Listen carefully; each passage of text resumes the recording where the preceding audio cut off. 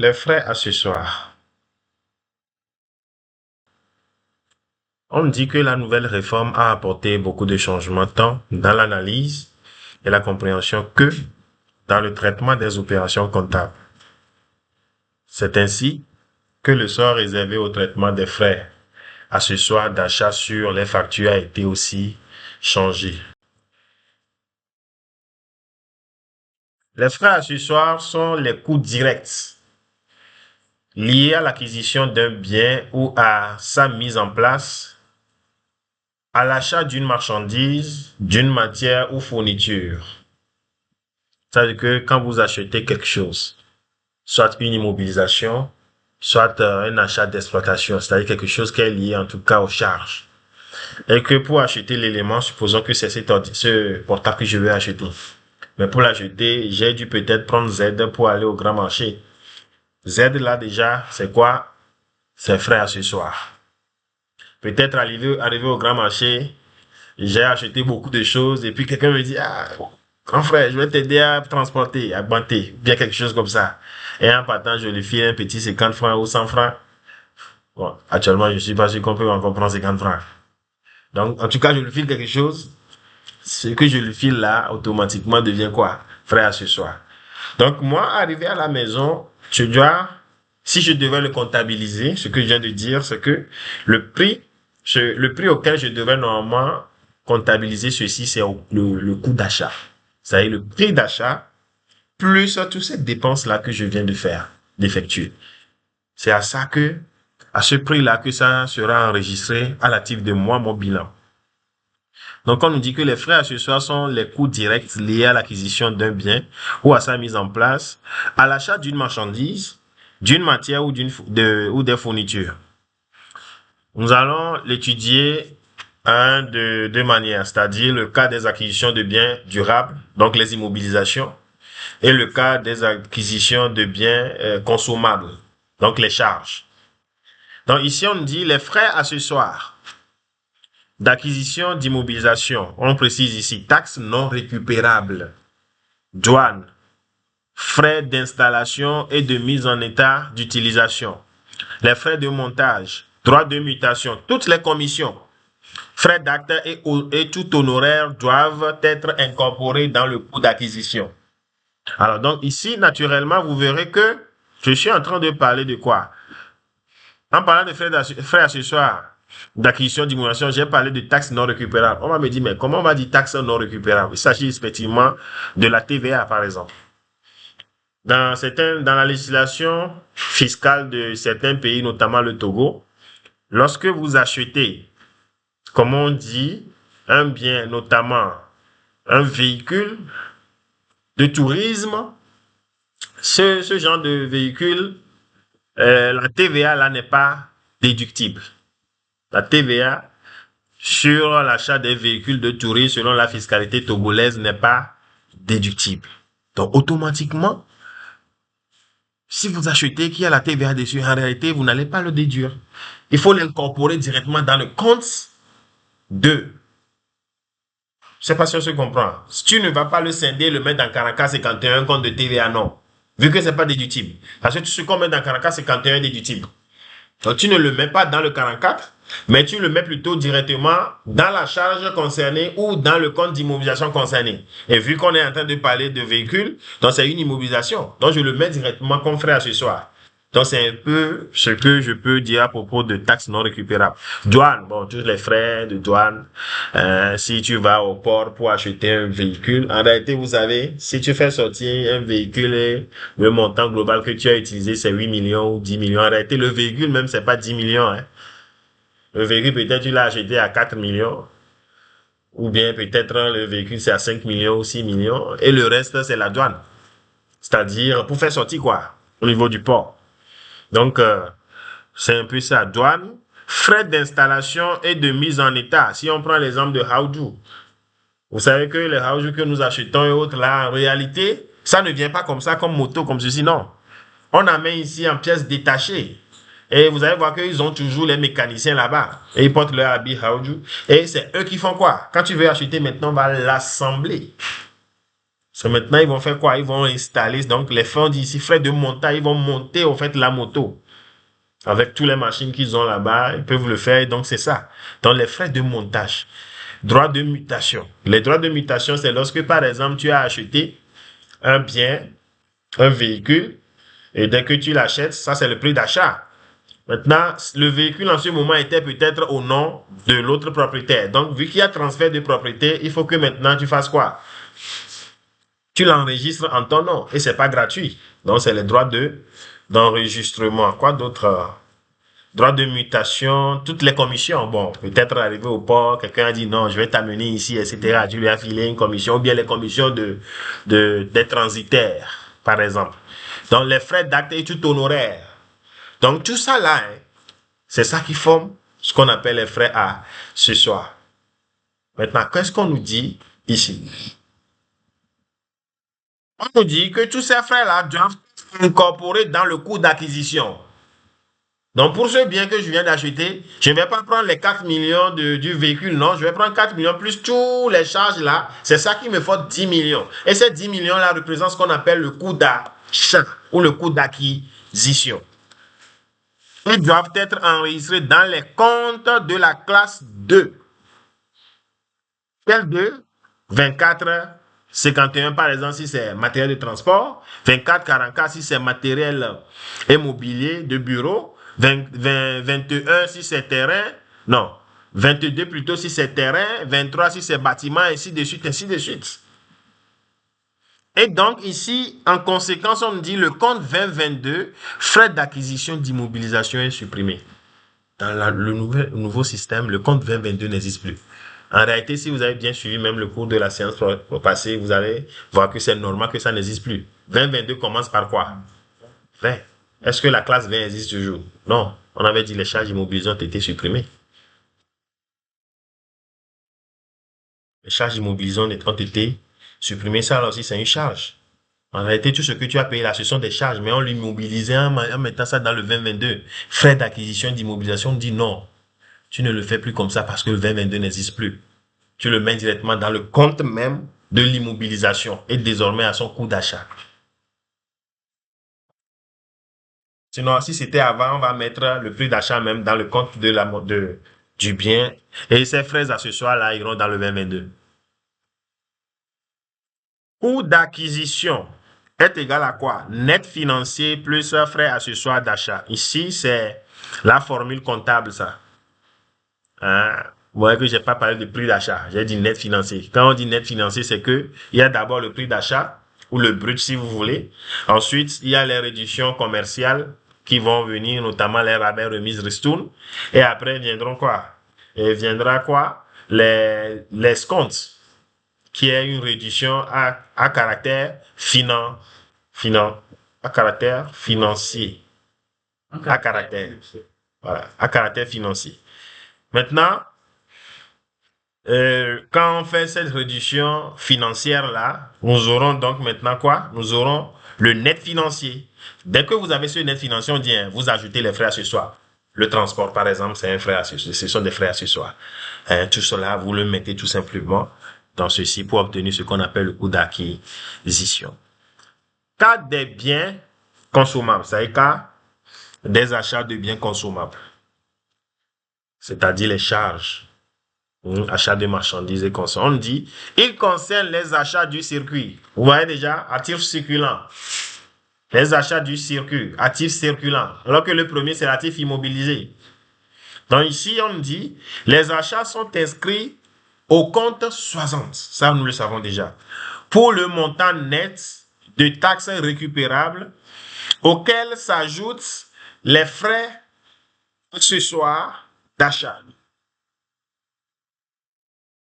Il a été retenu de comptabiliser les achats de biens et les frais accessoires y afférents dans le même compte d'achat 60 pour une meilleure lisibilité de quoi? De la marge commerciale. Toutefois, il est prévu des sous-comptes spécifiques des frais accessoires d'achat dans les sous-comptes d'achat 75, 60-25, 60-45 et 60-85. Je réexplique ici de façon simple. On vous dit, hein, désormais, lorsque vous achetez des marchandises, des matières premières, des fournitures, des fournitures stockables ou non stockables. Vous achetez, comme on dit, des emballages. Quand vous les achetez, qu'il y a des frais accessoires, vous avez deux choix. Premier choix, vous mettez en même temps le prix d'achat et les frais accessoires, ce qui forme le coût d'achat. C'est bon? Vous le mettez directement dans le compte approprié, 71 par exemple, qui est quoi? Vente de marchandises selon le plan comptable. Donc, vente de marchandises au coût d'achat. C'est bon? 62. Hein?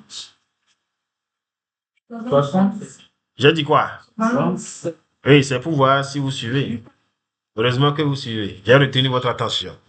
C'est plutôt achat de marchandises. Ça peut aller, non? Donc, 71, achat de marchandises. 72, qu'est-ce que je dis? 21, achat de matières premières. 41, achat de, bon, ça, vous allez m'aider, fourniture stockable ou quelque chose comme ça. Et le 68, par exemple, pour les emballages. Mais tout cela ira directement au coût d'acquisition ou bien au coût d'achat. Et quand on dit coût d'achat, c'est prix d'achat plus les frais accessoires. Ça, c'est le premier choix.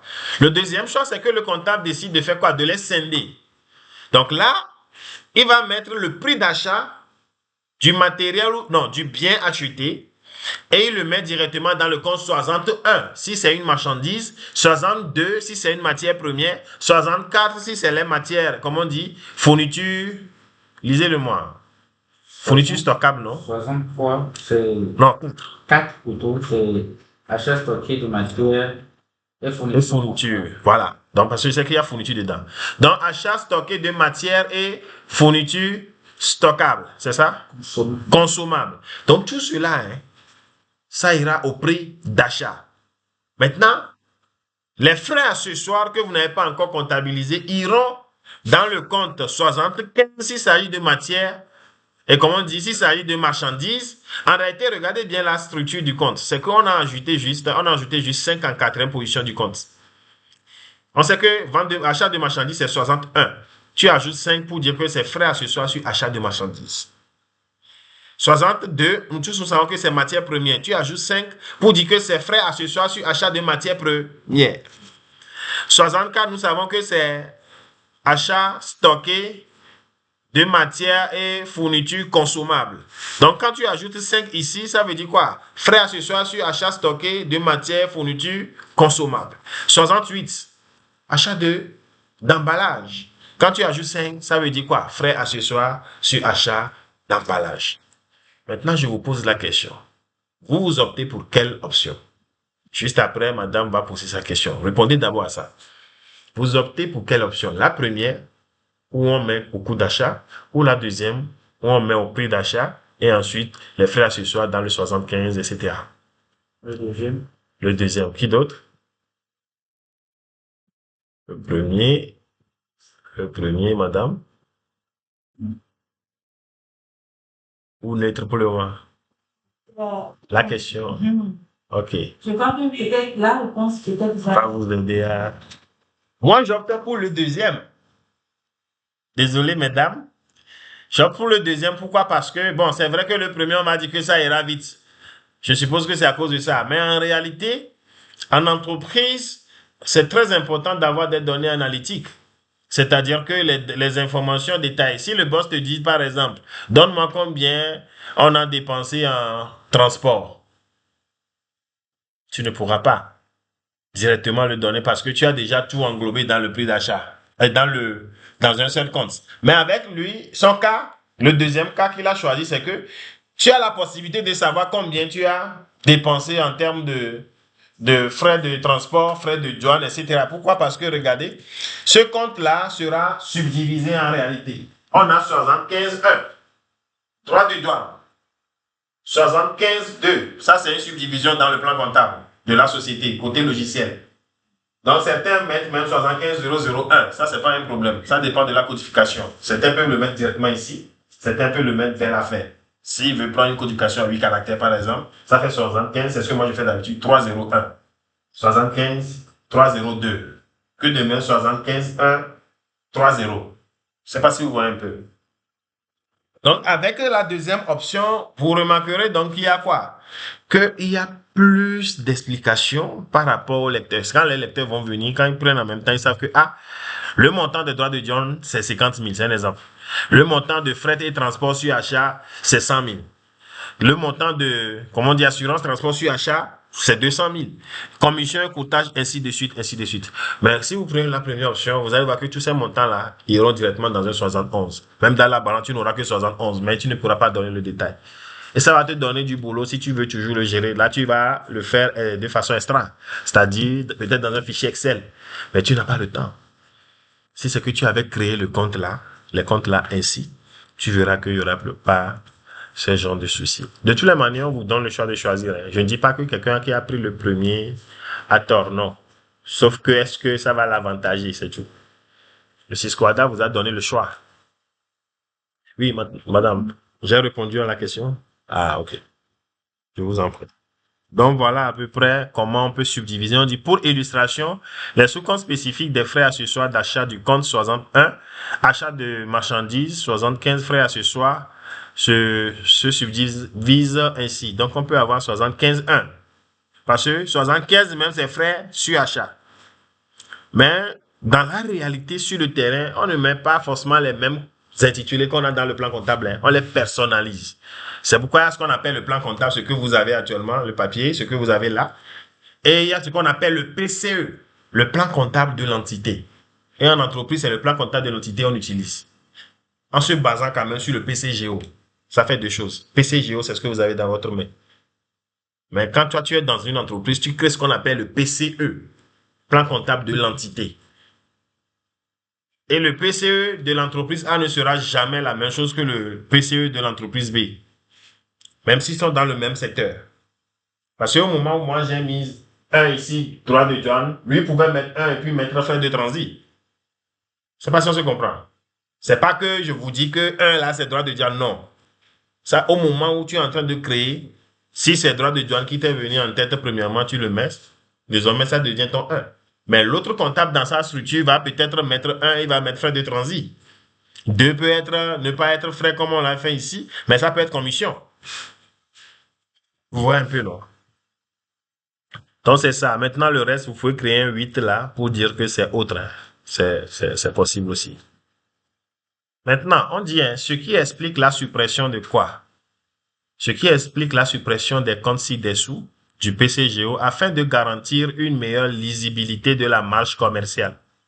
Les détails seront mentionnés dans les notes annexes. Il s'agit de quel compte? Le compte 611 désormais, cher comptable, n'existe plus. Transport sur achat, vous vous rappelez de ce compte? C'est un compte qu'on a tellement utilisé. Port et emballage, vous vous rappelez non, de ce chapitre-là? 611 transport sur achat n'existe plus. 62,56 n'existe plus dans le plan comptable. Assurance transport sur achat. Le compte 63,21 n'existe plus dans le nouveau plan comptable. Commission coûtage sur achat. 63,23 n'existe plus. Rémunération des transitaires n'existe plus. C'est que si tu as rémunéré des transitaires, tu dois mettre 75 et lui créer une subdivision. Ça peut être 2, ça peut être 3, ça peut être 4. L'essentiel, c'est que les 4 premiers caractères doivent être 75. C'est ça ce qu'on nous dit. Donc, notez bien, lorsque vous choisissez la première option ou la deuxième option, vous devez le faire, vous devez le préciser dans les états financiers. On dit, notez bien, précisez toujours l'option de comptabilisation des frais accessoires d'achat.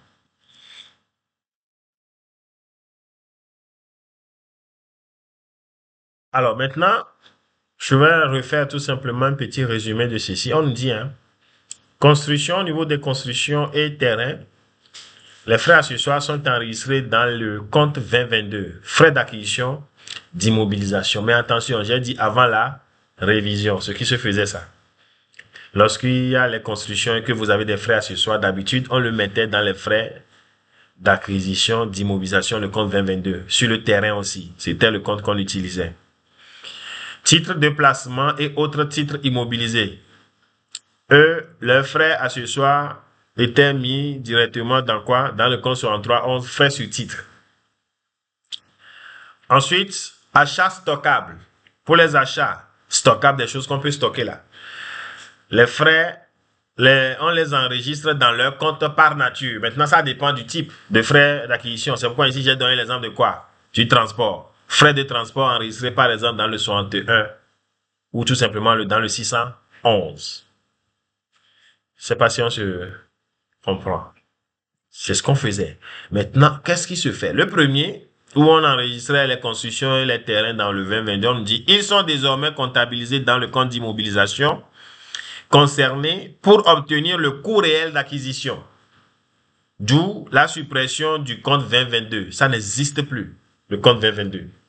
Désormais, quand il y a les frais d'acquisition sur construction et terrain là, vous le mettez directement dans le compte concerné. Si c'est un compte de terrain, ça va directement dans le compte d'immobilisation du terrain en question. Si c'est le compte de bâtiment, ça rentre directement dans le compte d'immobilisation du bâtiment concerné. Maintenant, en ce qui concerne les titres de placement qu'on mettait dans les frais sur titre, on nous dit, ils sont comptabilisés dans les comptes de titre ou dans un sous-compte spécifique. Donc, suppression du compte 6311 frais sur titre. Ça n'ira plus dans frais sur titre, mais vous allez le mettre directement dans les comptes de titre concernés même. Donc, si c'est titre de placement, ça ira dans le compte de titre de placement même directement. C'est ce qu'on nous dit. C'est un peu clair. OK. Je continue. Ils sont comptabilisés, le dernier, les achats stockables. Ça, c'est ce qu'on vient même de faire tout à l'heure. Les achats stockables, on dit, ils sont comptabilisés dans les comptes achats, donc 60, si vous voulez choisir le coût d'achat, ou dans les sous-comptes achats par nature du compte achat, notamment quoi? 60 IS 5. Vous avez compris le IS qui est ici. C'est que si c'est marchandise, ça devient 1. 75 alors. Si c'est matière première, ça devient 2. 60-25 alors. S'il s'agit de fourniture, comme on dit, achat stocké de matières et fournitures consommables, ça devient 60-45. Et quand c'est emballage, vous mettez quoi? 8 là-bas. Est-ce que c'est ça? Ça fait 60-85. Voilà. Donc, c'est tout. C'est ce que vous devez garder en tête. 2022 a été supprimé.